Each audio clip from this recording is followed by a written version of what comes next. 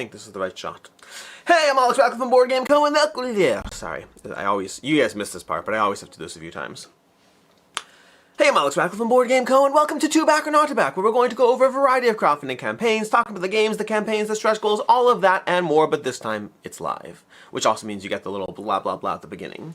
Hey, how's it going, everyone? We are doing a live stream. Why are we doing a live stream here? For two reasons. One is because I wanted to get the Two Back or Not to Back in because I missed last week, and next week I'm going to miss as well because I'm coming back from a Dice Tower retreat, so I kind of really wanted to cover these games before the window runs out to cover them. That's reason number one. As far as why it's live, it's because I ran out of time to try to get this done last night, and my options were being super late today. That was option one. Or also, I realized I haven't done a live stream in like 2 weeks, and I won't do a live stream this week either because, again, Dice Tower retreat, so I figured, kill two birds with one stone. So we're going to do a bit of an interactive Two Back or Not to Back, interactive to whatever extent that means, meaning I will be looking at chat, looking at your questions. We have hi to the 20 people in here, and all of that. If you do have questions, I'm curious. If you have, I might have questions for you. Some of these games, I want to know if you've played them and all that, and I've looked at most of these. I've gone through most of them. Ironically, the two campaigns I have not gone through yet are the biggest ones. I have not looked at Elden Ring or Blood Rage. I do know about both those games, but I haven't actually looked at the campaigns yet. Why? Because once again, I ran out of time. Can you change your channel name into Board Cat Co? No. So Mahesh, here's the thing with the cat, okay? Here's the thing. There are cat people who there are pet people, or cat people, both categories exist. And there are a lot of people who really like it when, things that they like show up. I would find it adorable to have, I always liked cats on camera. You know what I don't care about at all? At all? Dogs on camera. Because I'm not a dog person, I'm a cat person. But that also means that I can mentally get in the frame of mind of people who don't care about that thing on camera that everyone else finds so adorable. And so while I'm someone who's not a buzzkill, so if your dog's on camera, I'm like, whatever, I don't care. This doesn't do anything for me. But I can understand if people were overwhelmed by okay, this is not a cat channel, this is a board game channel, and I'm here for the board game content, and that's it. So the cat stuff's always going to be a little bit, it's going to be present. I'm not going to avoid it. I like Calcifer a lot, but it's not going to be the main focus. So I always have to be mindful of multiple audiences. But with that said, we are going to be diving into Two Back or Not to Back. I will say this, I haven't prepped a joke. I realized 2 seconds before going live that I did not prep a joke for the end. We'll see if I remember one. Maybe I'll do a callback. I might do a callback to the very first joke. I want to say the very first joke I ever did.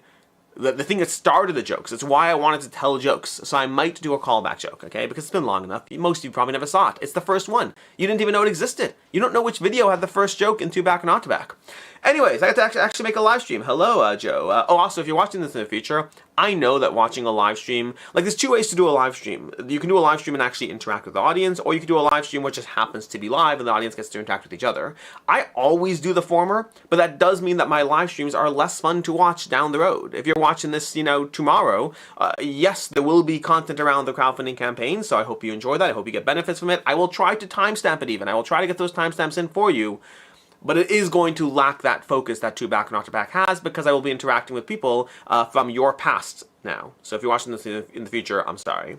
But can you change your name to channel to Board Game Cat Co? Board Cat Co, I already said that one. Aziel, assume seeing Blood Rage in this title you decide against the dedicated Blood Rage video. I haven't even decided against it so much. I guess I just ran out of time. I haven't done Should You Back It's as frequently. And so I haven't even looked at the campaign page. I know people are upset about different things. I haven't looked at the campaign page for Blood Rage. I'm just taking it one day at a time. Hello, Alex and everyone from Smooth Israel. Hello, High Pot. What's High Pot? Hi, Alex. Happy holiday. Oh, that's right. It's Labor Day, isn't it? Is it Labor Day? Is that what it is right now? I think it's Labor Day. Someone tell me if I'm wrong with that. I think it's Labor Day. Israel, hi from Spain. I don't like cats, but I don't mind people showing them off. Yeah, so that's where I am with dogs. But I think to me, I don't mind dogs being in the content, but if the dogs became the majority of the content, or even a high focus of the content, I'd be like, I'm here for the board games, please, can we get back to those? Whereas cats, I'd be like, show me all the cats and all the board games. So, it's potato potato. Joe Holliston, Team Dog, I get it. I like seeing Project Elite in the background of videos. Yeah, it's there. Now I need to play it more. And I see it back there, it's my cat content. I received my Luthier. Excited to get to the table. I received Luthier as well. It's Labor Day. That's right. It is Labor Day. Okay, let's go ahead and dive into the campaigns. We do have a bunch of campaigns to go through. Prestige. Prestige from Skellig GmbH. They've done, I think, 2 games until now. 416 backers. $37,000 raised. 24 hours to go. This is one of those that if I didn't cover this now, it wasn't getting covered. Because 24 hours to go. But this is like, Obsession style game. Obsession, what's the other one? It reminded me of Obsession and, Rococo. It's leaning into that kind of setting. In fact, it actually says Rococo somewhere. It says somewhere in the page it said Rococo. I don't remember exactly where. There's 2 main pledges. There's the $59 just the basement pledge, which is kind of demeaning, but hey, if it works, it works. And then there's the all-in for $106, giving you all the various extras, double-layered boards, deluxified tokens, metal coins, all of that in this deluxe pledge. The problem with this, and the problem I have with all Euros on Kickstarter, or GameFound, whatever it is, all crowdfunded Euros, I find that it's very hard to get a sense of what makes one of them stand out versus the other. Something about Euros, it's all about action economy and action efficiency. Until you read the rulebook or play the game, it's just the concept of a very cool Euro. There's a lot of other categories, dungeon crawlers, lighter games, all these other things I can kind of get a better sense for them. Just the general category of do a lot of things to make points, or do a lot of things to make resources, convert 2 resources to another resource, and then trade that resource in and you got a point. I find I have a hard time getting a sense of which ones are better or worse. So all I really have here is a $59 plus shipping Euro on the table. So speaking to my personal interest level in this, it looks cool, but this very much goes in the category of I'll wait to see if it's exciting down the road. Regular reminder that the vast majority of crowdfunding games that look appealing right now, you forgot about them or didn't even care when it showed up. You backed it, it showed up, and you're no longer excited about playing it. You're now excited about the next thing on crowdfunding. And we have to remember that. We have to remember that as much as crowdfunding is very, very fun, and I think next Monday's video actually goes into this a little bit, but next Monday I'll have a conversation around crowdfunding to an extent. Actually, do I go into that one? I may or may not go into that, but it's a conversation around crowdfunding. But yeah, it looks cool. It looks cool. I'm happy to play it. I'm just not excited about it, if that makes sense. And again, you have to look at the shipping price. The price of the game is $59. Shipping's going to add to that over here for €30 over here. Wow. Okay.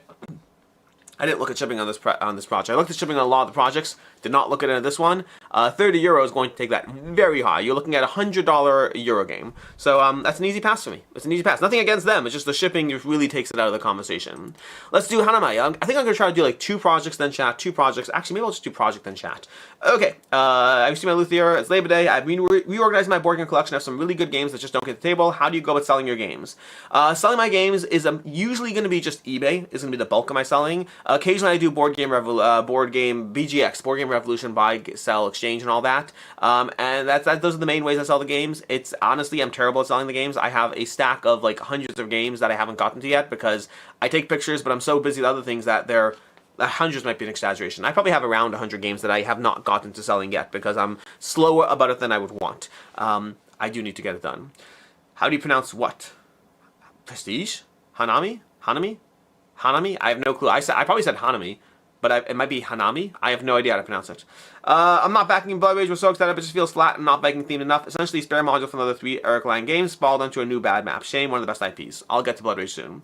Have you tried Facebook Marketplace? It's good if you live in a metro area. Yeah, Facebook Marketplace can be good. I usually cross-list. When I do BGX, I do cross-list to Facebook Marketplace, but honestly, I've never really gotten traffic from there. Hanami, a Samurai Reimagined, a Reddit considered classic. I had no idea this was happening. $173,000 raised, 2,700 backers, 3 days to go. This is a reimagining of Hanami, and they actually talk about it in the video. They're like, in the cutthroat game of flowers. They say that, which I thought was cute. But this is Samurai, reimagined, with new gameplay as well. I don't know if it's just a new map, but there's some aspect of new gameplay going on in this game. I've always liked Samurai. I think the shift to this is an interesting choice that could well do very well for it, or could not. Honestly, Samurai is one of the most pasted on Euros you've ever seen in your life. It is such a pasted on, not Euro, pasted on theme. It's a pasted on theme to no end. The reimagining to flowers, go for it. Live your best life, all that. And so I do like the more accessible appeal of it. I don't know if that'll do better or worse for the theme, because as much as the theme is pasted on, the gameplay to a certain extent is cutthroat. It makes no sense as far as the placement of what you're doing. None of that makes sense. But I guess the only thing that makes sense to the Samurai theme is the cutthroat nature of the gameplay, versus this one is more flowers and peaceful in theory, but it's not peaceful. This is not peaceful one bit. This is a lie, okay? This is like Hey, that's my fish. It's a lie about how the kind of game you think you're playing is not the kind of game you're playing. $70 for the deluxe edition of the game, plus free expansion, plus bento bags. I think that was the only thing. No, we have the standard edition for $40, and that's what we got for the pledge levels over here. So $40 for the standard edition, and then $70 for the deluxe edition. It looks cool. I've always liked Samurai. I am intrigued by the retheming of it. The mini expansion is nice. The other side of the map is all great. I don't know if I particularly care enough, though. And that's nothing against Samurai. Samurai is a classic for a reason. I just think I would always pick Tigris and Euphrates over Samurai every single time. I think Samurai has a more accessible, and this is slightly more accessible than Tigris and Euphrates, so there's lots to say, there's a lot of good things to say about it. I enjoy Samurai. If you haven't played Samurai and you like this theme, you are in for a good time. This is a good strategic abstract game. It's a very, very solid game as far as what it's trying to do. I've played Samurai, and I've enjoyed it, and I've had my time with it earlier on in my gaming hobby career. Do you call it a career? Is it a career? My time in the gaming space, I had Samurai for several years. I owned it for a long time. I played it a lot. I enjoyed it, and now I'm ready to move on from it. This retheming is not doing enough to make me want it. Sometimes it does. Like Agricola, when Awakened Realms redid Agricola, that made me want Agricola again. Sometimes a retheming can make me want an old game I let go. I don't know if that's because this is not as deluxe, or if it's because of the retheme, or if it's because of the fact that Samurai just wasn't as good as Agricola. Agricola I thought was better than Samurai. I only got rid of Agricola because of Caverna. So a redoing version of that makes sense. It's almost like Brass. I liked Brass, but Age of Industry was better, so I no longer had Brass. Then they made Brass better with the new edition, and I was like, now Brass is the one I have. So that can happen. Like Agricola Deluxe might take over Caverna for me. I have no idea. We shall see. Ultimately, I'm intrigued by this, not intrigued enough to get it. US $15 for the Deluxe, $11 for the Standard, all fairly basic. Intrigued by it, but I don't necessarily need it. It's nothing against it. I think if you haven't tried Samurai, this is a good edition of the game to try out. I think I prefer the theme of this to Samurai, which is a little atypical for me. I think I generally prefer more conflict-driven themes, but I think in this particular case, because of how, I guess, to me, mentally, Samurai had this weird rule about the placement of the things that didn't feel warlike. It didn't feel like there's an actual war happening. It felt like there's an abstract set of rules and a military theme. I think I can almost get behind the abstract set of rules more in a theme that is so clearly abstract. Like, this is just a pure abstract game. The layering of the war theme combined with the abstract nature of the rules almost broke immersion for me, versus if you just make it purely abstract, I think I can get behind that more. Does that make sense? That might make sense. It makes sense to me. I don't know if it makes sense to you. Okay, catch up to chat. Not a lot of chat over here. Theme breaking with the gameplay is a turn off for me, but it looks so pretty. So that's interesting. You see, like, that's the thing. I think I found Samurai almost theme breaking. Like, the rules around what you're doing in the game make no tactical sense. It's not like you're playing like Shogun or even Tigris and Euphrates feels more like a battle. I mean, Samurai just felt like an abstract set of rules that happens to be war themed. So I like this one more. I hope you mentioned about the Rainbow Bridge and Blood Rage Valhalla. I'm really interested in it, specifically will it make the game even more longer. I mean, I know about the Rainbow Bridge, I can talk about it. I don't think I will ever play with the Rainbow Bridge because things like that are always intriguing to me, but never actually things I dive into. But we'll talk about it when we get to Blood Rage. Raina, could I see a titles ranking video? When? That would be 9,000 games to rank. I mean, I could rank the ones that are the most popular that I've played, but it's probably worth doing that. I just, I don't know. Yes, that is interesting to me. I have a flexible mind, so I'll apply your mindset. Yeah, and Listic, honestly, this is an opinion that I developed on the fly while talking about this now. Like, it is, at first I was more Samurai, and then when I kind of, Samurai always felt a little bit weird. It's an abstract game that happens to be military theme that doesn't make sense in the military theme. Moving on, Ascension 15th Anniversary by Stoneblade Entertainment. $412,000 raised, 1,500 backers, 3 days left to go. This is the newest edition of Ascension, and you can get all this stuff. There's tons of stuff for Ascension. This is one of the granddaddies of deck building games. Do I have a little... Oh my gosh, that's so annoying. You see this little... This is going to bother you now that I pointed out, but I'm sorry. This little close thingy on my screen. I don't know what that's from, and I've tried getting rid of it. I think I might just need to reset. Some tab somewhere has an open close thingy that's just stuck there on the screen. You see that close? That's going to bug the heck out of me. I wish I hadn't called that out, because I had to call it out because I saw it, but that's... I'm not going to deal with that now. It just is what it is. There's going to be an open close thingy on the screen. I hate it. I hate it so much. Ascension, deck building pioneer. So this is one of the granddaddies of deck building games, along with Dominion. Those are the two games that popularized the concept of deck building. I'm not saying they invented it. They certainly popularized it. And they were done differently. They have the fixed deck markets of Dominion, which I love. Dominion is the one I love. And Ascension, I never got quite as into. I've enjoyed it, but I never got quite as into it. But it is it is very much, an Apple versus Android conversation. There are people who love both those games in different ways, and it's very much I don't know if it's as competitive as Apple versus Android, but there are people who fall into different camps. Ascension is more the rotating card market principle. Same idea of deck building, but rotating card market. I never liked rotating card market as much. It felt far more opportunistic, versus I like the planning that Dominion gives you. Dominion is like, okay, how can I chart out a pathway to victory? And Ascension is like, okay, which of these 5 cards is the coolest at the moment in time? And I can only afford 2 of them, so I don't really have a ton of choice. Honestly, the way I say it, I'm really digging against Ascension here. That's the way I view Ascension. People love Ascension. I'm not digging Ascension. People love Ascension. I just am in the Dominion camp. But we have the Anniversary Collector's Edition over here, and they actually have a good breakdown. Let me scroll up over here. Here we go. Here's a good breakdown covering. This is a good section of the page that covers what you might want. Do you want the original game with non-foil cards? Do you want the full deluxe edition with foil cards? Do you want the most complete way to start that gives you absolutely everything because you need both foil and non-foil for some reason that I can't imagine, but maybe you do. I don't know. But there's all these other things you can get over here. The Ultimate Collection gives you everything, which I was pretty surprised that it wasn't at pledge level. Wait, no, it was a pledge level. I lied. $499. It was a pledge level. Ignore me. $99 for the 15th Anniversary Collector's Edition. This is going to be the foil version. We have the base game for $40. This is just a new base game over here. 15th Anniversary Promo Pack for $30. Here's a Nightmares Collector's Edition over there for $99. Ultimate for $4.99. Then you get the individual add-ons over here. One of the big things they have is they have the center decks. This is a new way. Previously, things that were called expansions, like Storm of Souls was previously a standalone expansion. Now it's, a standalone expansion. So standalone and integratable, all of that. Now Storm of Souls is a center deck. So you can get the center decks. They redid the whole system with center decks if you want to get any of those. Plus you can get Shards of Infinity, Ascension Tactics, a ton of stuff over here. A very popular game, tons of ways to buy it. I'm just not in the camp of I kind of want the giant foil edition. I like this is the part of me that has no self-control. I kind of want the giant foil edition. I want to be like, I'm gonna get a full foil set of Ascension and I'll play it because I've been missing it. Something about it for me has been missing, but it's obviously a great game. I'm gonna dive into it and I will love it. I'll enjoy it. If I did that, I would enjoy it. I would absolutely enjoy it. But I don't think I'm gonna love it. I think rotating market rows just aren't my jam compared to fixed market decks. And so as much as I am intrigued and want to like it, I just think that I have to recognize that I want to play more games than I will ever have time to play. So it's going to be a no for me, dog. But shipping over here is going to be $5 for the promo pack, all the way up to $7.20 for, depending on what you're getting. It's based on poundage over here, which makes sense to a certain extent, but also makes it a bit of a guessing game for you. But yeah, that's Ascension over here. Let's go to chat and see what happens before we move to the next one. We have, where are we? Dominion greater than Ascension. I agree with you. Perfect. Jojo, tons of money for Ascension. Yes. The Believers. I'm interested in buying this, but I saw a video by Board Gem saying it's not great at more than 2 players, which is what I would play more. I don't know if I agree with that. I think I agree with that the same way I agree with Dominion as not being great at more than 2 players. I think Dominion is actually great at 3. I think in all cases, I'd probably prefer 3 players as my preferred player count. To me personally, the way and this applies to almost all games, then every game has a way it breaks down into that. For me, my favorite player count generally is going to be 3 players. 3 players makes it a social dynamic where it's not just 2 people, it is now a social dynamic amongst a group of friends and whatnot. It totally changes the social vibes, 2 players versus 3, but it often has the least downtime associated.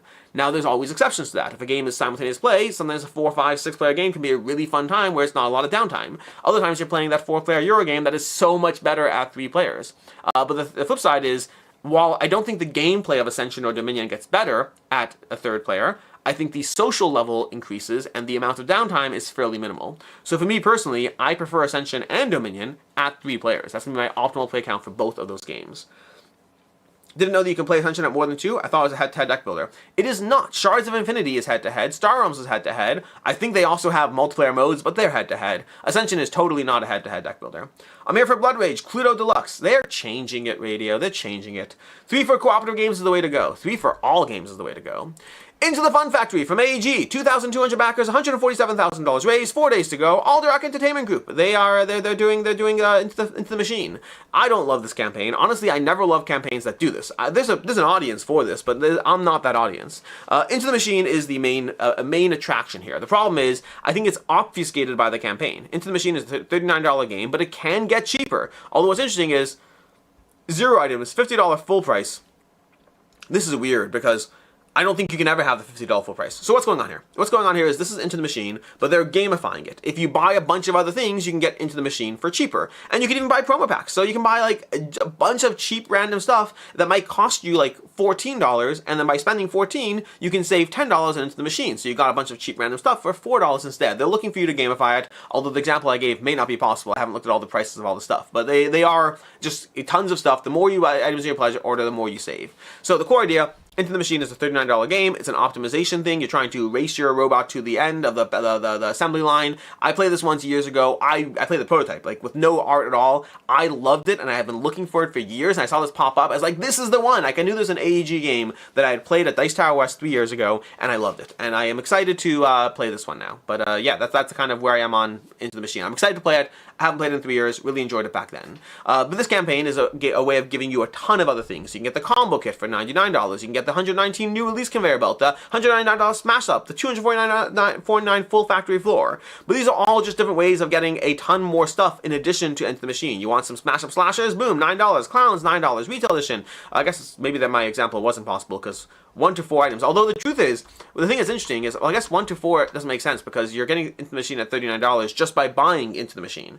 You have to get 5 items, so to save $10, you have to buy an additional 4 at $9 a piece. That's $36 to save $10. That gamification doesn't work for me unless you want those things. Do they have cheaper than $9? Doesn't look like they really do. Not here at least. So yeah, you have to find a way to optimize that in a way that works for you. But then they have tiny towns, they have space base, they have war chests, they have all these other things. So there is a way to gamify getting a better deal here, depending on how much you're willing to spend and depending on what you want. But again, campaigns like this, because I'm not interested in most of that stuff, it's just a lot of noise. It's a lot of noise to get to the thing I want, which is Into the Machine, but there are often things you can find. The tricky part is, I find on campaigns like this, even when I do find that thing that I do want, it's still harder to be excited about it because it's all obfuscated and buried in so much stuff. So this type of campaign has never been my go-to. And again, I think of like things like Barrage Creator Creations. They've had stuff. All play is that you. Yes, this does feel like an all play. Well, it depends. All plays focus campaigns, I don't mind. But sometimes they can have just too much. Like their expansion campaigns, if it works for you, it works for you as a creator. For me as a backer, it makes me kind of less interested because it's just too much noise, too much everything. So yeah, that's kind of where I am on the campaign, but I am interested in the game. Into the Machine, I would love to play that one. I would love to get my hands in it because I really enjoyed it. I don't remember if it's as good as well, I don't know if it's as good as I remember, but I really enjoyed it and would love to play it. But that's kind of this campaign. It's a giant, noisy Into the Fun Factory live now. Hey, if it's working for them, it's working for them. I hope people do get Into the Machine because I think it's a good game. Let's go to chat. I saw this campaign as AEG's attempt to get people. I saw this campaign as AEG's attempt to get people to buy the game on Kickstarter, even though we all know it'll be widely available for less money in the future. I mean, crowdfunding is saying hi in general to you. This is crowdfunding. All play, is that you? Yeah, exactly. I highly recommend watching Chris George's video. Chris George has a video recently about, like, crowdfunding. I can't remember if he called it. I think he said it's crowdfunding dead or all that. And crowdfunding is very clearly not dead. That's just as a basis of the numbers in crowdfunding. But the idea that the incentive to buy things has very much gone away. One of the first videos I did on the channel, like 5 years ago, it was a video talking about why crowdfunding isn't a good deal anymore. And that was 5 years ago, and by today's standards, it was still a good deal 5 years ago. Things have changed. Things have changed. There are certainly times where it makes sense to back campaigns. There are just as many times where you're just paying into bloat that you'll never benefit from, or campaigns that'll be cheaper, games that'll be cheaper later. So there are ways to get things that make sense. There absolutely are. And just as often, if not 3 times as often, you might just want to wait till retail. Assassin's Creed Animus, the board game. 1,994 backers, $257,000 raised, 8 days to go. If you are an Assassin's Creed fan, this is an example of one where you might not want to wait to retail. Doesn't mean you're paying into the bloat, but it might be the theme that you want. This is Assassin's Creed Fermented Games. It's more of an abstracted Assassin's Creed. You're kind of moving around this little mini-map over here, going on these adventures, you're playing cards, you're trying to accomplish your assassinations, but it's all very abstracted. So like if you are aware of Assassin's Creed, the other Assassin's Creed, and then you're looking at this one, this is not the same thing at all. I'm not saying you won't like it. I haven't played it. I don't know. Well, even if I did play it, I wouldn't know if you'd like it. But I haven't played it. I have no idea if I'd like it. But it's much more abstracted. You're working with decks of cards, playing those decks, but you're kind of just moving your little minifigure around your board, accomplishing objectives, and then trying to be mindful of your stats to a certain extent. It is nothing like the Assassin's Creed from why am I blanking on the name? Triton Noir. Totally different. But outside of that, there's a lot of Assassin's Creed themes in this one. So the nature of it being abstracted means they kind of have the opportunity to just, every assassin is their own little board. So we're playing a competitive game where I'm doing my little board and trying to accomplish my assassinations, you're doing your little board. But that means you could be playing Assassin's Creed Odyssey while I play Assassin's Creed Origins because of the characters involved. Although your ability to play those does depend on what you get, because there's 2 pledge levels over here. $136 for the Master Assassin pledge, and then there's $88 for the Initiate pledge. The Initiate pledge is going to give you the core Assassin's Creed Altair, Ezio, and Connor, as well as Valhalla, Avior, male and female. Okay, so that's, oh, and then a Black Flag and Creed Shadows and all that. And then this one over here adds all these extras. We have Shadows, Unity, Origins, Syndicate. They kind of give you extra stuff over there in that big box. And they kind of show you over here, if you go through it, this is what's available over here: Assassin's Creed 2, and Brotherhood, available in both pledges. 3 and Liberation, available in both pledges. Valhalla in both pledges. Black Flag, Freedom Cry, both pledges. And then we get to Shadows, both pledges. That was also both pledges. Then we get to Origins, Master Assassin pledge only. Odyssey, Master Assassin pledge only. Unity, Master Assassin pledge only.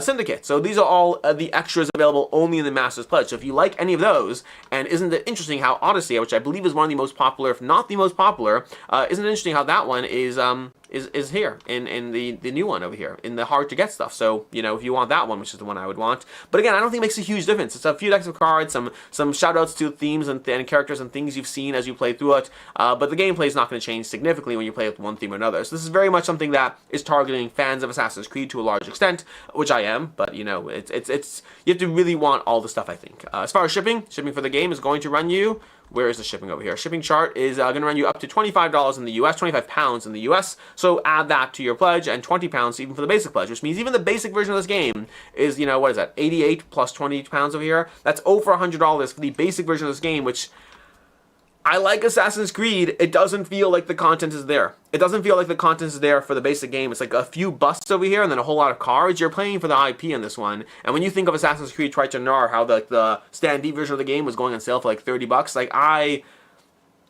want to play this game. I don't know if I need to. I don't know if I need to get my hands on this game. I just want to play it. That's kind of where it is. I do want to play it, but like yeah, the Assassin's Creed Animus from Mantic over here. It's a. If you want the theme, if you want all the stuff that the deluxe master set is there for you, honestly, my kind of 2 cents in this one is if you're a fan enough that you're getting the giant master set, fine. You're just a fan. You want to justify it. It's okay. Totally fine. We all like things. It's okay to like things. But if you're getting the basic version of the game, you don't care enough about this game to be spending $100 on the game. And that's my 2 cents. And that me curious the numbers in there. 9 people want the Initiate pledge, and 501 want the Assassin's pledge. Wait, where are the rest of the people? Oh, 249 over here, retailer that, early bird, 1,000 people on the early bird, there we go, okay. 9 people want the Initiate pledge, that checks out. It's 9 too many, but that does at least check out. Let's see, I love Assassin's Creed, but the whole Animus portion is an odd thing to make a game about. So it's not technically about the Animus portion. I mean, the way this is structured, it's called Assassin's Creed Animus, but the way it's structured is you are going through these little adventures. It's just very abstracted. So it's not really the Animus portion of the game. It's yeah, and from my understanding of it, again, have not played it. Elden Ring, Rot, and Sorcery Steamforged game, £659,000 raised, 2,160 backers, 10 days left to go. This is Elden Ring with 2 new core boxes for the game. Rise, Tarnish, and let Grace guide you on a new tabletop journey. Elden Ring's a tricky one for me, because I haven't actually played the full Elden Ring. The only thing I've ever played, I liked what I played. Back in the day, I played a demo scenario, and I really liked the combat grid, but I didn't care about the overland map situation. The exploration mode I didn't care for, the combat grid I thought was very well done. Never played the full game, because then I got the game and started diving into the rulebook, and it was way too long. The rulebook was long. Like, Steamforged games, I like you guys. I like some of your games, but like, that was a rulebook that definitely I started diving into it, and then other games just caught my attention. So Elden Ring is a tricky one, and even this one, yeah, it's tricky. It's tricky. I want to play it properly because all you have for me on this one is my first impressions, which my first impressions said exploration is boring and combat's really satisfying. But then you throw a 90-page rulebook in front of that, and there are a lot of great games out there. So this is like a weird situation where I am still interested in the combat grid because I remember having a lot of fun with it, but you have to power through a lot to get there. But past that, and then in general, the game is, I know the game has gotten mixed, has been mixed as far as the reception, most people being a lot more less interested in it, and then some people really enjoying it. And so I do think this is one of those things where you have to power through stuff to get to the good stuff, which is never a good starting point for a game. But that said, Elden Ring over here, 1 to 4 players, 60 to 90 minutes per session. You're basically diving through the world of Elden Ring. You're going to have an overland mode. I keep calling it overland. It's just an exploration. You have an exploration phase, and then you have individual combats which you're going through. Now, this one does change from the original game to some capacity. There's obviously new content. They've made tweaks to the rules. They have heard the feedback in general that the exploration is less interesting, so they are making changes to that. Will it be enough? No idea. In general, I do find Steam Forge Games is very receptive to feedback and does make changes based on that feedback. I also find that sometimes that feedback, that those changes are half as much as needed to be done to really address the feedback, which sometimes your hands are tied by an existing system, but nonetheless, it's that weird situation. Yeah, it's tricky. We'll see what happens. I don't know the changes enough because I haven't played through the changes. But outside of that, as far as pledge levels over here, there's a lot of content for this game. This is all for people who really, really like Elden Ring and want all the content for the game. $139 for the Sorcery pledge. Machinations of the Witch, the core box. We have all the exclusives. We have Rotten Sorcery for $219, giving you both those over here. We have the Golden Pledge for $349, giving you, again, all of that over there, but also you get all these extra, the extra add-ons over here. So again, I don't know Elden Ring enough to know all this stuff. It's a lot of miniatures. It looks fun. Are they not doing sculpted bases again? Okay, so here's what I can't tell. It doesn't look like they're sculpted bases.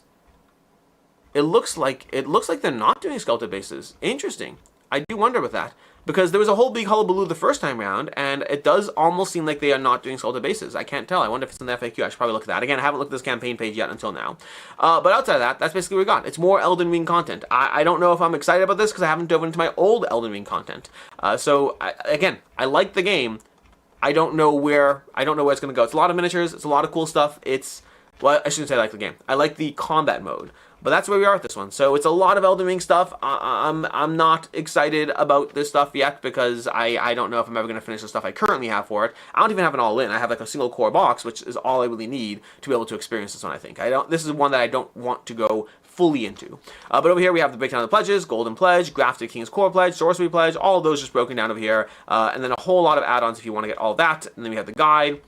Yeah, it's Elden Ring. It's going to be an exploration mode. It's going to be followed by a grid-based combat. I do recommend the grid-based combat. Even at Gen Con recently, I had a chance to play this version of it, and I still had fun. The grid-based combat is fun. The exploration is the part that I haven't played the new exploration, so I don't have an opinion on that. I just know there are changes to it, and the old exploration was boring when I played it.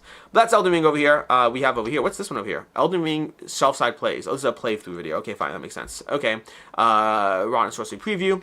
Okay, that's what we got. Not a ton of stuff to go through here. Shipping. Shipping's going to run you over here for the game, depending on what you're getting over here, anywhere from £38 to £70, which definitely adds a nice chunk to that cost over there. So again, if you really like Elden Ring, I totally get getting more for this stuff. If you don't care for Elden Ring, this is just more content for a game that you weren't interested in the first time around.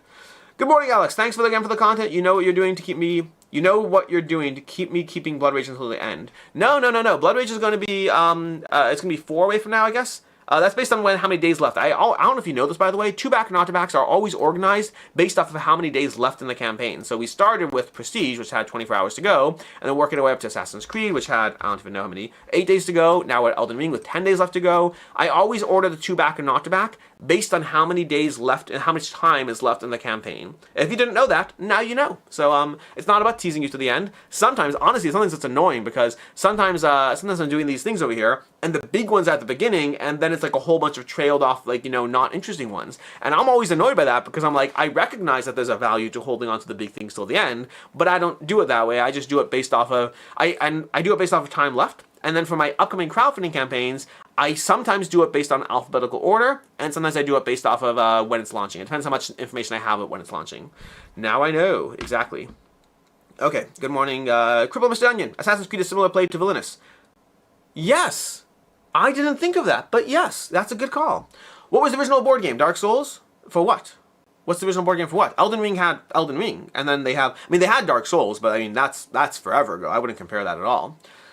I liked it too, but definitely more of a non-crowdfunding buy later on. Believers, I assume you're referring to Elden Ring. Yeah. Bruno Vargas, how many boxes to get 30% of the Elden Ring video game? That's a great question. It's a lot of miniatures. Seems to be the basis of tons of crowdfunding these days. It depends. Miniatures have definitely... The level to which miniatures sell something has gone down over time. I say 2 campaigns before we look at Ark Nova.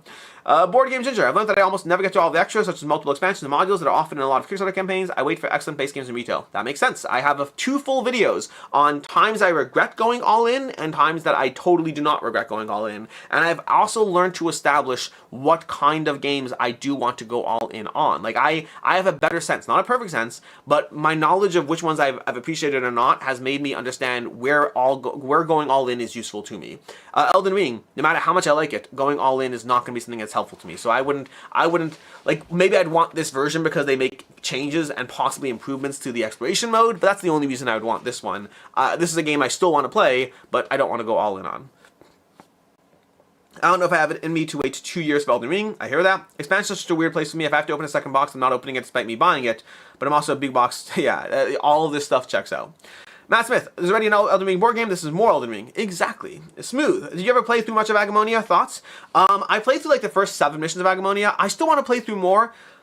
It's hard, man. It's my job of playing board games all day is probably the most challenging job that I can imagine anyone on planet Earth having. This is a joke, by the way. I'm kind of making fun of, like, every once in a while you see people being like, I'm a content creator, my life is so hard, you don't know what it's like.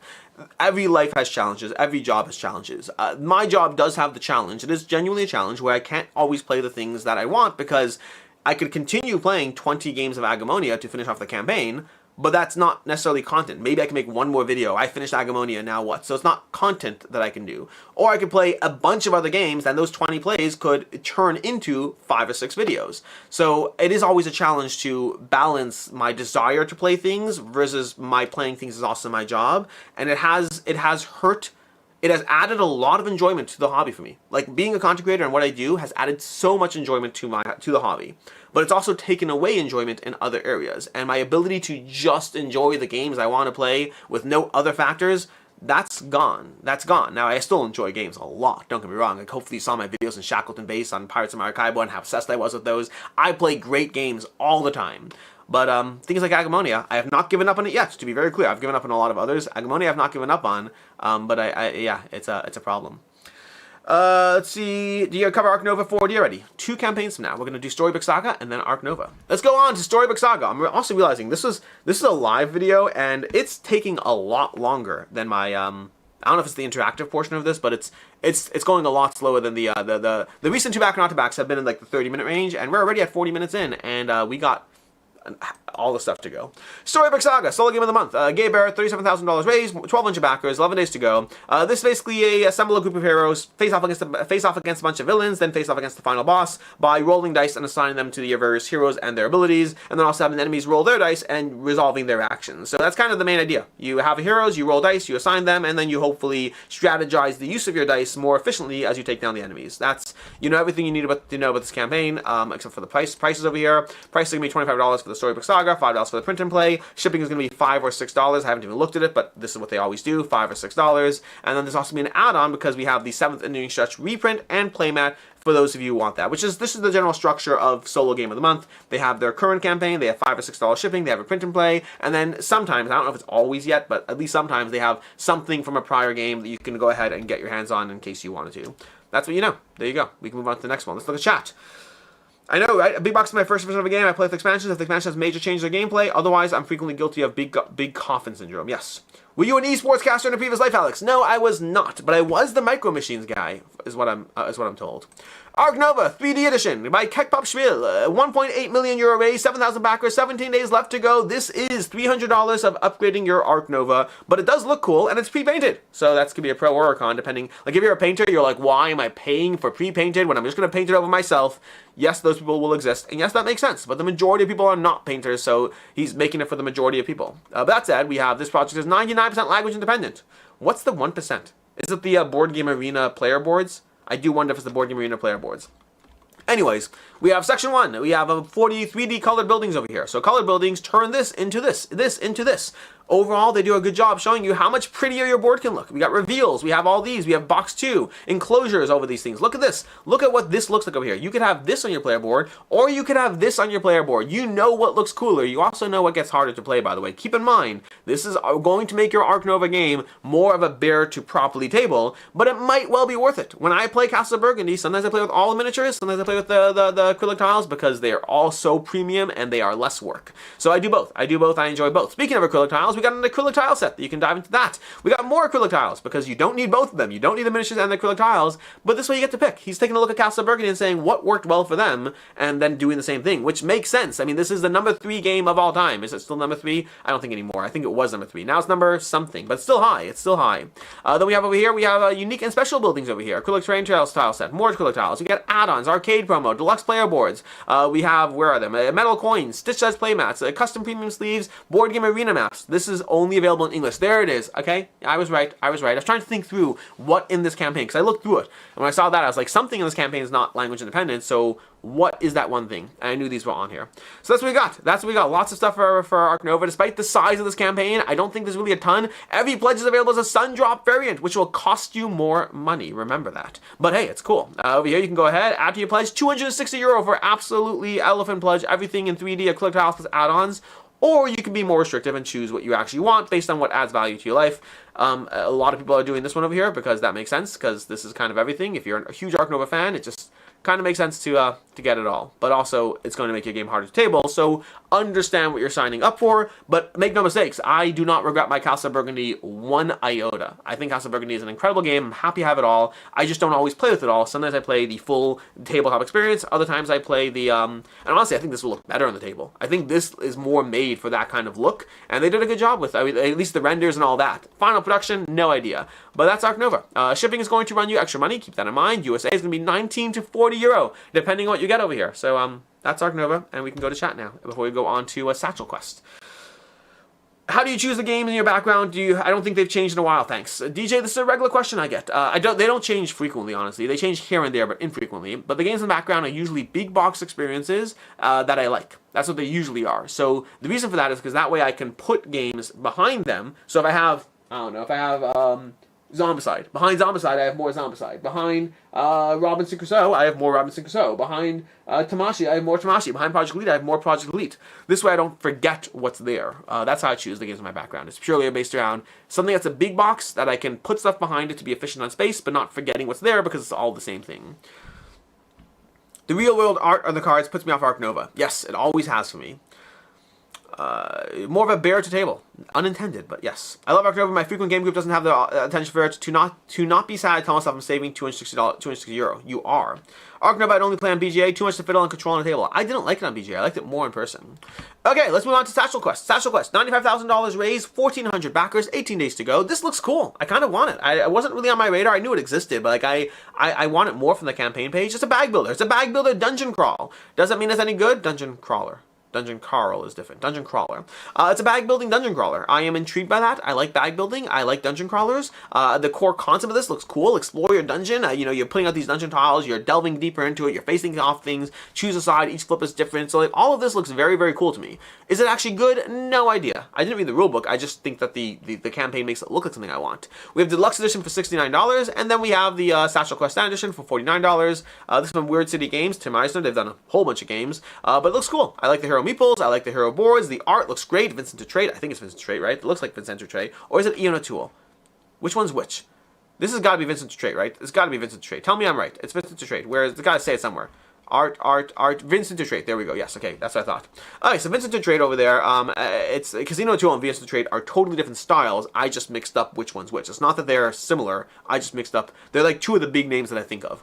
Anyways, pledge levels. Time to begin your quest. Satchel Quest Standard Edition. Satchel Quest Deluxe Edition. $69. Vellum wrapped market board. Double layered player boards. 105 double-sided wooden chips. Again, I'm intrigued by this. It looks cool. $49 for Standard Edition. $69 for the Deluxe Edition. This is the problem. Even when something looks good, even when I want it, will it be the next thing that I really love, or will it be another thing that I thought was kind of cool and then move on and go back to the games I love? That's a hard one over here. It's always a hard decision to make. Once you have a collection of games you love, it is challenging to figure out what you actually should be getting versus when you should just sit down and play another game of Inish because you already have Inish and Inish is amazing. And insert whatever game you love. I have so many I could insert in there. It's a challenge. Like, Satchel Quest looks great, but I could play Dominion, which is amazing. I love Dominion. I should not buy this game. I shouldn't. I want to buy this game. This is me trying to convince myself not to get this game. Am I the only one who doesn't know what vellum wrap means for a board? You don't know what vellum wrapped? This is like orthogonal. Like, how do you not know what vellum wrap means if you're a board? Like, do you just join the hobby? I have no idea what vellum wrap means. I've never heard that in my life. I have no clue. Estimated shipping costs $4 for the standard. Additional items are free. That's a great shipping cost. That $69 just got more appealing, but I still am going to try to say no to this campaign. I do want this more so than anything else I've covered today. Joe, I love that comment.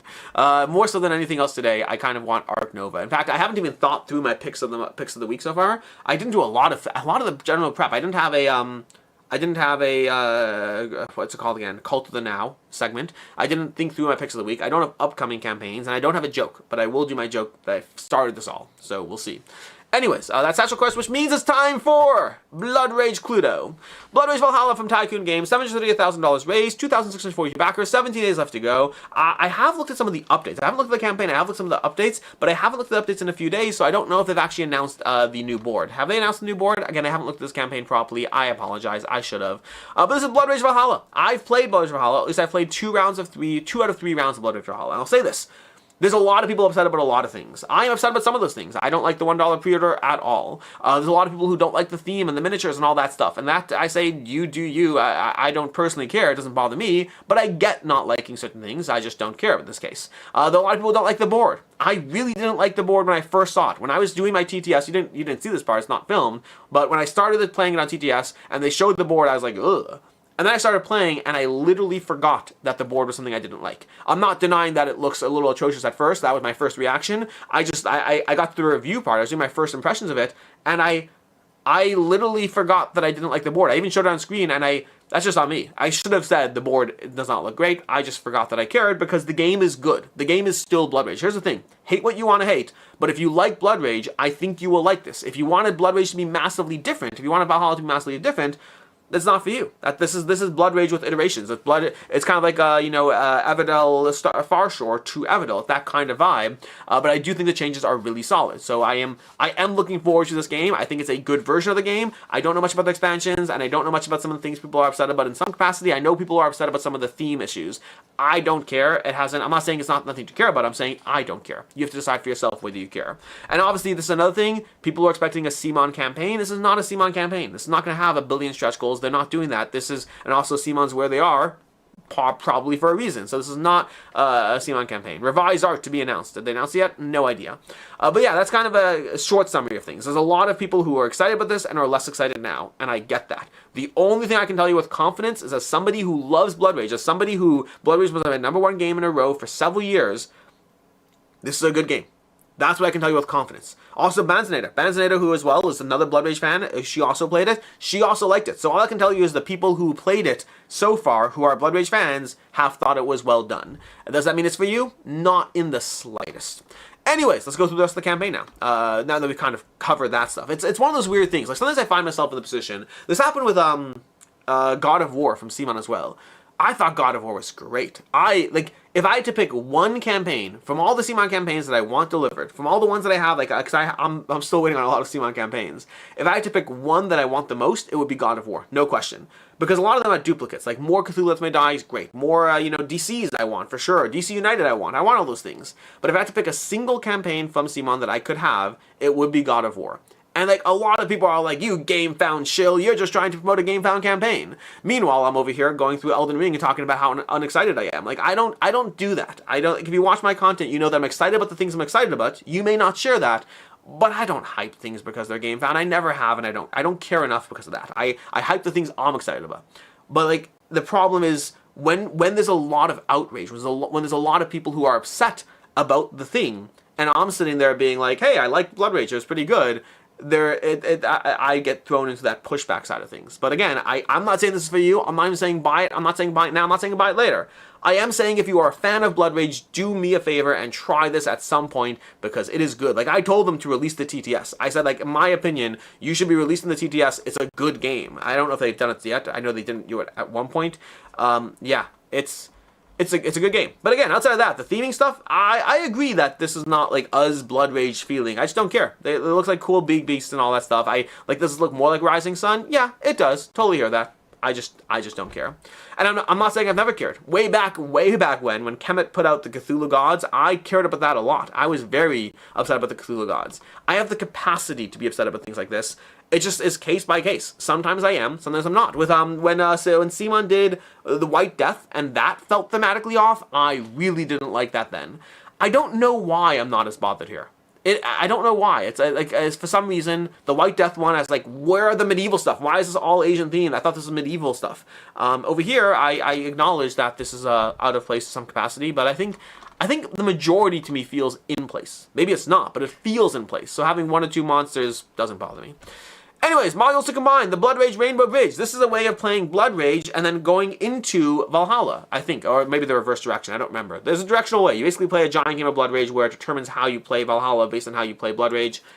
I don't care about that stuff. I'm sure people are excited about it. I usually don't do. I'm not saying I'll never play that. Maybe I will at some point, but that's usually, even if I play it to experience it, it's not going to be the way I primarily experience it. We have the Road to Helheim expansion. No idea what this does. Again, I am drastically underprepared. How many days do we have left in this campaign? 17 days left to go. Maybe I will do a full dedicated video at some point, because I feel bad about the lack of research I put into this particular campaign over here. I just ran out of time, and so I went with the fact that I know the basic game. The Divine Devastation upgrade. This looks cool, but from what I've seen, this one does look massively overpriced. It's like $80 for 8 god miniatures. Like, that definitely looks overpriced. I'm not denying that at all. Like, again, that, if you want to add the things that I'm upset about there, that feels very expensive for what you're getting. But outside of that, we have the Hall of Heroes bundle, $225, the Bifrost, $389 for like all this stuff. It's a lot of content for the game, but it's also $400. Like, that's basically the cost of well, not a PS5, but close to a cost of PS5. You can get a Steam Deck. At this point, you can get a Steam Deck. Maybe the LCD version, maybe a refurbished version, but you can get a Steam Deck for this price over here. The Complete Pantheon Collection, $899 for all the stuff. That's a lot of money. Original Series Remastered, including original crowdfunding exclusives. That part's pretty cool. Add-ons, Blood Rage Valhalla, $85. But again, people are upset about the fact that you can't pick and choose. I don't know if they'll change that or what way they'll change that. Maybe the pledge manager will be different. I don't know. But we'll see. We'll see what happens. Rising Sun. That's not me secretly saying I know things. I don't. Or I just wouldn't say them if I couldn't say them. But I wouldn't be like, we'll see what happens. That's just a recipe for disaster.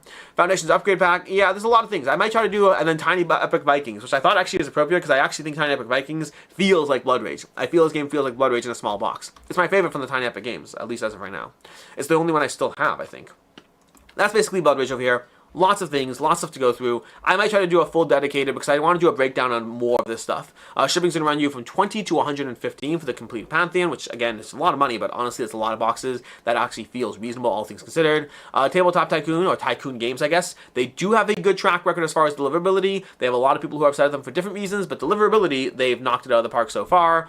And that's kind of what I got for over here. I probably should, I'll look at chat in a second, but yeah, I might wait till the end of the campaign, the last few days, and I might do a dedicated Blood Rage Valhalla should you back it. I'm not saying I won't, I'm not saying I will. There's only so much I can really cover here. This is not a typical CMON campaign with a ton of stretch goals. This is an opportunity to get a new Blood Rage game. Some of the stuff feels expensive, some of the stuff feels reasonably priced. The game itself is good. I haven't even thought about the should you back it or should you not on this, which I don't do as often these days because tariffs makes everything impossible. I just can't make predictions as to what will be cheaper because crowdfunding could have additional costs on it, or you can get it on crowdfunding and then retail will be more expensive because of tariffs change the price. It's just way too unstable. The instability makes it hard to give any kind of reasonable advice, and I'm not saying that as a get out of jail free card. I'm saying that I don't know what makes sense to get. I just recently wanted to buy, what was it again? Oh my gosh, the Legacy game. It's that poker game that, I can't remember what it's called. There's a poker-style game of Regicide Legacy. I went to go buy Regicide Legacy. The price went up from the crowdfunding campaign. I skipped on the crowdfunding campaign because I was like, oh, the crowdfunding campaign is so expensive, I'll get it at retail. Because of tariffs, the price went up, and crowdfunding was the cheaper way to get it. It's just too hard to make predictions right now. But that said, it's not that you can't have a conversation around it. You could have a conversation, it's just I can't tell you what makes sense to get now or later. I would say on average, waiting is going to be the thing that saves you money at this point, on average. Let's go ahead and look through the content over here. If there are so many people upset, it seems the rage part of the name is an apt choice. Yes. I wonder if the Vince Trey gets to pick what he works on. I mean, I assume people offer him a project and he says yes or no. Like, he's not tied up in a dungeon. Like, we're both on the same page that he's not tied up in a dungeon, right? For games that are bigger than Calyx, what shelves do you guys recommend? The top of the Calyx shelf. Genuinely, that's my answer. So my answer is twofold. The top of a Calyx, and then sometimes I will cut out, like look at my fingers right there. Sometimes on a few of my Calyx shelves, I'll cut out one of these, or I just, when I build it, I won't put it in. And that gives me a little more room. So usually on most of my Calyxes, I have one section where I left out one of these in order to have wider games there. If they don't deliver to Seas, I might have to make a sign in March in Washington. Go for it. Simon makes all the games Asian themed. Now something weird is going on there. This is not a Simon game though, right? We're on the same page. I guess it probably did use Simon Sculpt, so I guess you have a point there. Enjoyed my first few plays on Blood Rage, but after a few plays, I felt like I'd seen the gameplay more or less the same. Like the variability idea in this one, not enough to buy a second copy. I love Blood Rage, and it takes a lot of plays for me to feel like I'm playing it out, but I do like the variability on this one a lot. Joe Housen, I thought about that, but I'm trying to find something that won't let the games hang out of the shelves even when I stand them up. Okay. Absolutely love Tiny Epic Vikings. Kind of wish there was a not Tiny Epic version. That's called Blood Rage. Yeah, it doesn't help with depth. The tariffs were ruled illegal as they always have been since it has the power of Congress, not the president, so the tariffs should stop. Richard, you are more optimistic than I am about how things work these days, but I am aware of that, and I will wait and see what happens. Does Eric Lang's politics come with the game? I assume there's a special add-on pack for $24 that you can get. Proceeds go to charity, I assume. Max Gray, Box King's newest but kind of expensive storage solution accommodates lots of different heights, widths, and depths, but keeps blocks flat. Might be worth checking out. Alright, that's kind of my 2 cents on Blood Rage. I don't have a lot of new things to add here, but also I have not looked into some of the things more in detail. I probably will go through all the updates. I will try to do a full video on Blood Rage Valhalla. It's just not going to be today. Which means we go to Airport Empire. Build your airport, connect the world. We have 2 campaigns left. Okay, we're coming in at around an hour. It's not crazy. 564 backers, $48,000 raised, 23 days to go. Airport Empire. Build your airport, connect the world. This is a 2-player with an expansion pack that brings it to 3 to 4. 2-player game of rolling dice. It's Catan. You buy airports and you roll dice and then you earn money, and then there's going to be events and then you build more airports, and you do that until eventually you move up on all the tracks. So you're trying to do customer happiness, profitability, I think, and safety. I can't remember. There's 3 tracks. The 3 tracks you're moving up on, and you're basically, as you buy buildings, you move up on different tracks. So it's roll dice, collect money, draw event cards, draw power cards. The power cards are kind of fun. I think if you like Catan, this is that style of game. Very different, but it's a core. If you like Catan, if you want to get a mix between, let's say, Airport Tycoon. I don't think there's an Airport Tycoon, but like the Zoo Tycoon, Roller Coaster Tycoon. But if you want to have like Airport Tycoon and then combine that with Catan, this is the end result of what you get.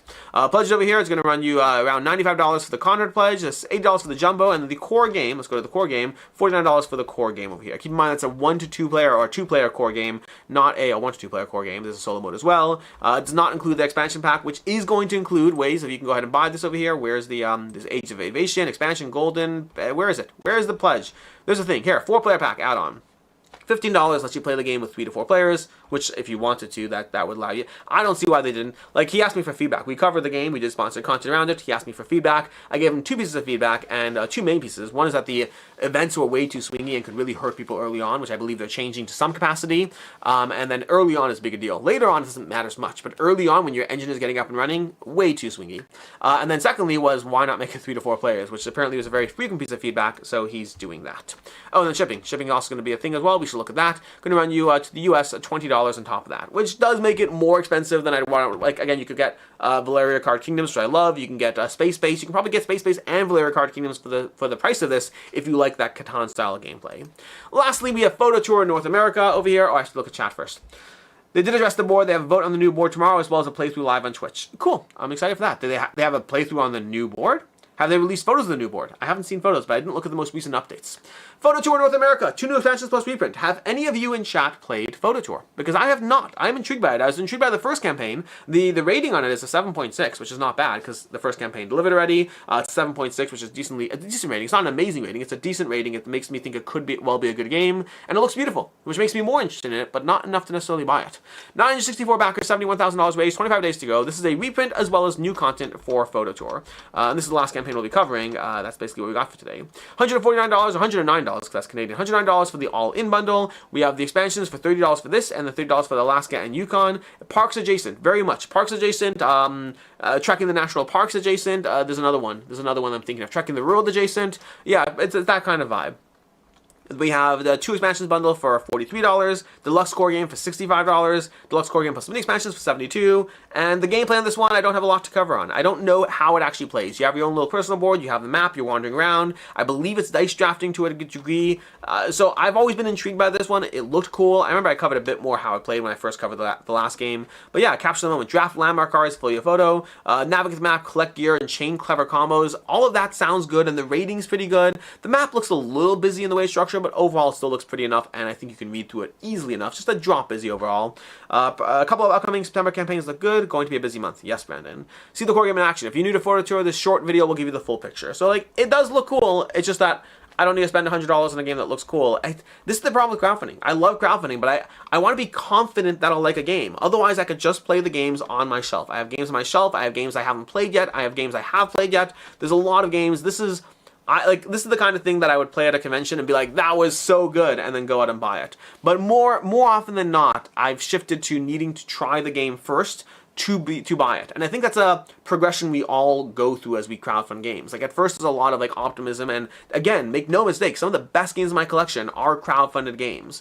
But are games like I backed, like some of the best games. But like, as you get more and more games, and as you realize you don't have enough time to play everything, there is a shift towards being more conservative despite the interest. For me, the interest is here. The interest is absolutely here. But I just need to be mindful as to whether I should or shouldn't get it. And then shipping, let's go and look at shipping over here. It's going to run you US $14 or $18 for the game.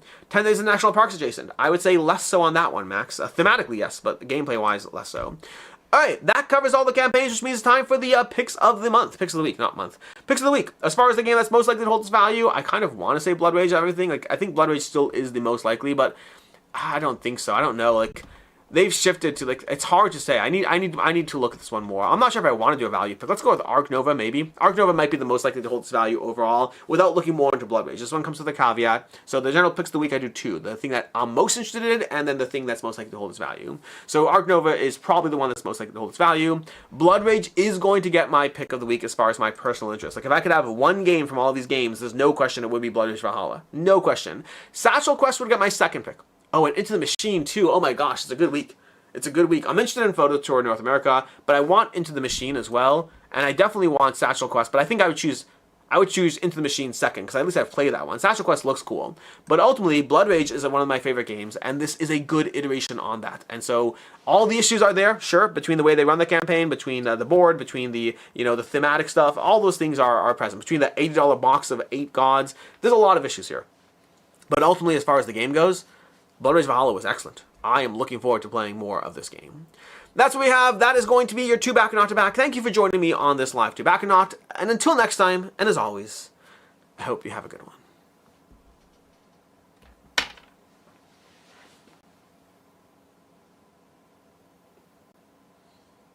Hey, Christopher. Yeah, I'll be at the retreat. Christopher's just messaged me saying that, he's just watching this live and he saw that I'll be at the retreat. So I probably should respond in case he's not still watching. Awesome. Happy to play.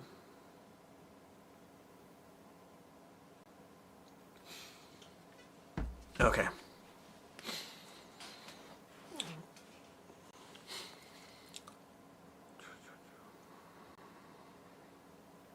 Did you know that there was a midget tyrant who was 12 inches tall?